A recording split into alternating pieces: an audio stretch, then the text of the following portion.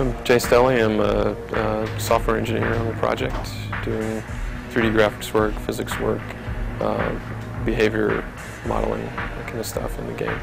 We're making a really immersive world, and I've been focusing a lot on creating technology that enables it to be more immersive. For instance, I've created a system for dynamically updating all of the surfaces in the game. So the surface of a door or a wall or floors, you can add graphics to them as you play. So we can put bullet holes on them, spray paint on them, have blood spray on them, scorch marks, burn marks, whatever. Anything you do can affect the world. If you actually shoot a door and leave bullet holes in it, and then you open the door, the bullet holes are they're on the door. They don't go away.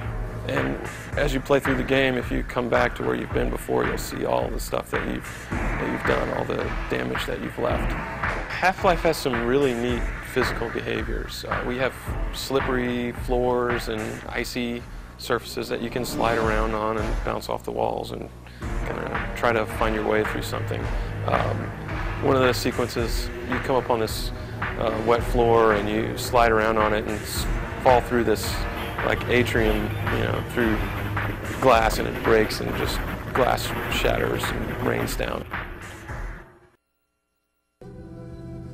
Here I'm responsible for doing the sound effects, so basically everything that you hear coming out of the speaker is kind of my fault. Then I also do the music, and then some of the sound programming, which is the digital signal processing algorithms. We've sort of made a lot of effort to make the sounds as realistic as we can. You'll hear the grunts are they're hiding in this warehouse, and you're completely outnumbered. There's no way you can really win. And you'll hear them talking to each other on the radios.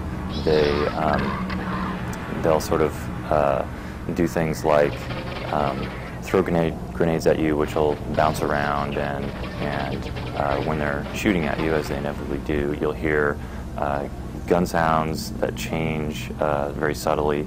They have sort of shells that are ejecting out of the guns, and if you hit them, they're sort of talking at you and, well, sort of insulting you and doing things like that. Just the fact that there's really a lot going on at once in terms of some pretty nice cutting-edge graphics, so there's a real realism to the world.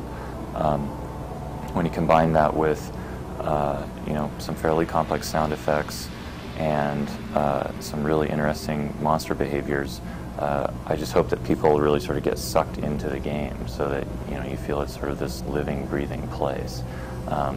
And if you sort of play this game on a giant monitor, you can kind of get scared.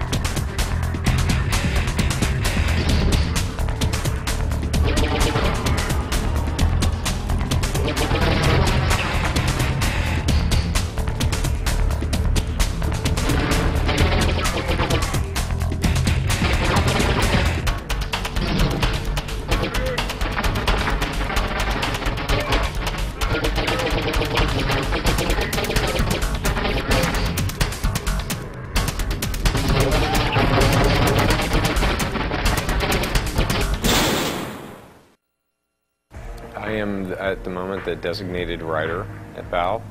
I'm responsible for overseeing the script and story elements of the game.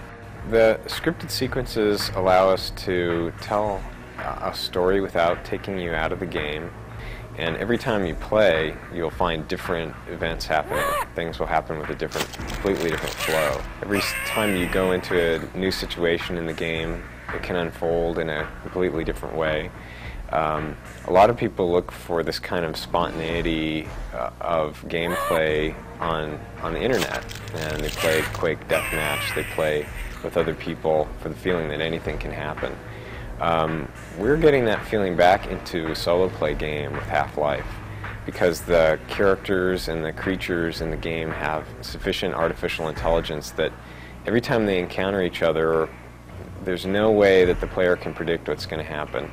I can only imagine what sort of things people are going to see when they play this game that none of us here at Valve will ever see, because every time someone plays the game, it'll be a completely unique experience for them.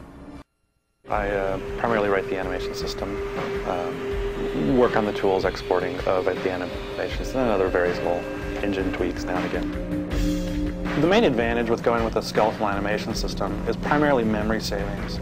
If you were to store all the vertices and all of the different frames of animation, you'd end up eating like half a megabyte of memory and only have a few seconds worth of animation. But if you store all the bone information, just how all of the bones twist and stretch, it ends up being a couple hundred bytes per frame. That way we can get 30, 40 seconds worth of animation per monster in a couple hundred K, which is a major memory savings.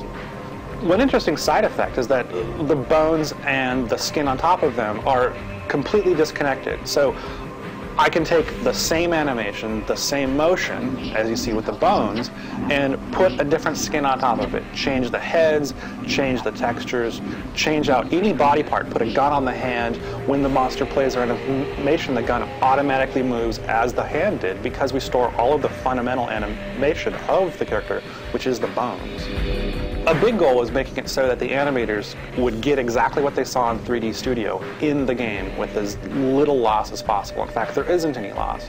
We use all of the normal 3D Studio techniques of smoothing groups and blending and so on and so forth.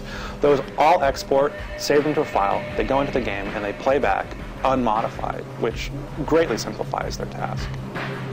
Steve's AI system is just, at times, unbelievable.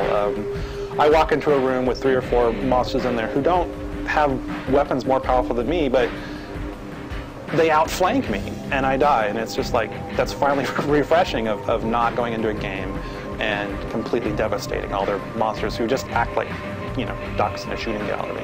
Going in and having a virtual squad with you to help you clean out the monsters, things you save, scientists to help you work equipment.